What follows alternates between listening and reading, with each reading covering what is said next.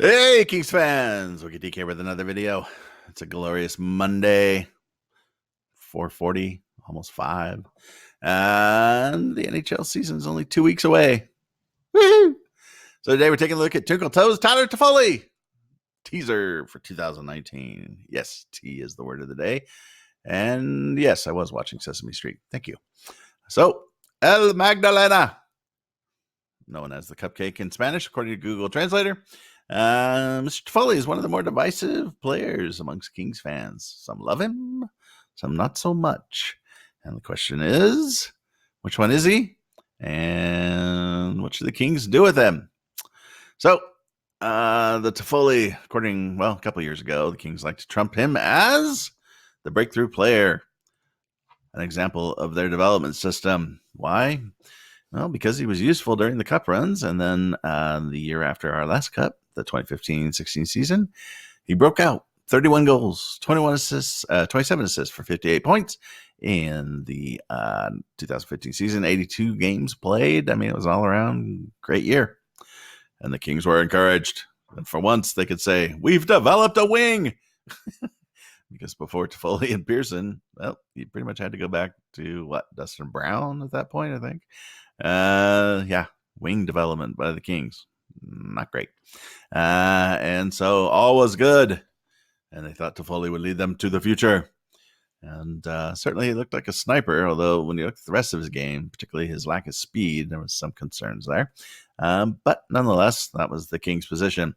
They seem to have cooled on that position since then. Just a bit. And, is he a 30-goal scorer? No, come on. Toffoli's probably more like a 20-goal scorer. Guy's going to get you 45 points or so. Since his 31-goal season, he had 16 goals in 2016-17, but he missed 19 games. He rebounded in 2017 to 24 goals in 82 games and 47 points. And then last year, of course, the debacle when he had only 13 goals, 21 assists for 34 points. It was a minus 16. He played the full 82 games. But of course, everybody on the Kings pretty much had a terrible year unless they were, Kyle Clifford or Wagner. So it was a rough year. So the question is, well, what happens this year? What do they do with him? What is he going to do? Can he bounce back? Can T-Mac save him? All these kinds of questions. Now the T-Mac, the T-Mac question is interesting one because I agree that Todd McClellan looks impressive. But we're 2 weeks out from the start of the season. We've hit maximum euphoria. At this point, Kings fans have pretty much just stopped short of proclaiming him a god who can solve everything. At this point, I wouldn't be surprised if he walked outside of the Toyota Sports Center, raised his hands in the air, shot lightning out of them, and brought forth a rainstorm. I mean, seriously. This isn't Scotty Bowman. Now, don't get me wrong. I'm sure T-Mac is the greatest coach ever, as evidenced by all the cups that he's won. But maybe we hold off on, proclaiming him God and Savior of the Kings till we actually see them, I don't know, play. I know, crazy concepts there. Will T-Mac help? Sure. I mean, he's coached Toffoli before, but only in tournaments. It wasn't like he was with him for a long time. And but nonetheless, just the structure and the fact that T-Mac is an actual real NHL coach should help, and I'm sure Toffoli will benefit from that as well. But let's be honest, and introduced a little cynicism, easy for me to say, and anger and rage to the equation. We all know Tyler Toffoli's going to have an outrageous year. In fact, he's going to have the best year of his career. Why? El motivation. It's his contract year. The boy is playing for money. And we all know what happens. Every sport, NBA, bull riding, bowling, baseball, basketball, darts, damn it. When it's your contract year, you have the best year of your career. Exhibit A, Jeff Skinner. Remember him? Went to the Sabres last year. Suddenly, he looked like freaking Wayne Gretzky. He's potting goals right and left. Or maybe, I don't know, Bossy's a better example, whoever. And they just signed him to a large contract. And who amongst us doesn't think that they're going to The Sabres are going to regret that contract at some point. The Skinner's a good player, but he's not going to put up the kind of numbers he put up last year. And they're paying him like they expect him to. And so Toffoli is not going to be any different from anybody else. He's going to start potting goals like a madman this year. And it would not be crazy to think that he might have, 15, 20 goals by the All-Star break, getting towards the trade deadline. And the question then becomes, what do the Kings do with him?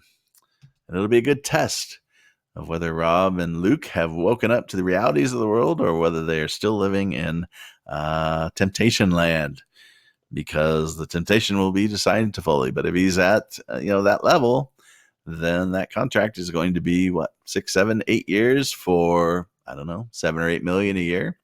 Does anybody think that's a good idea? Or the alternative is you trade him, because if he's having a killer year and there's a team that thinks they're legit cup contender and they need more scoring, what might they give up? First rounder, second rounder, maybe a prospect as well. Or might we be able to get a first rounder from them, give them Toffoli, but make them take one of our less desirable veterans, Carter, and something like that, where we could unload a bad contract.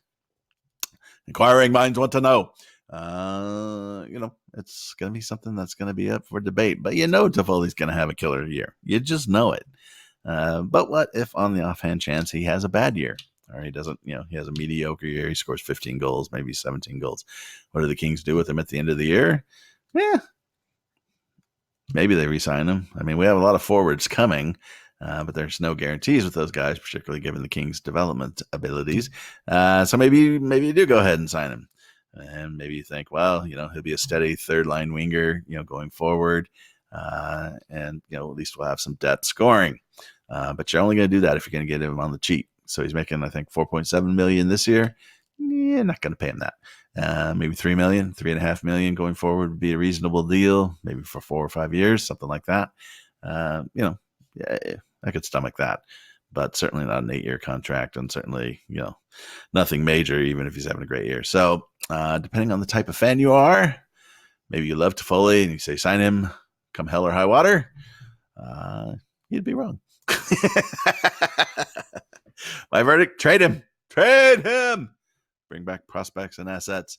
So anyways, if you enjoyed the video, give me a thumbs up. If you didn't, 2 final thoughts. 1, go Browns. 2, Deke out.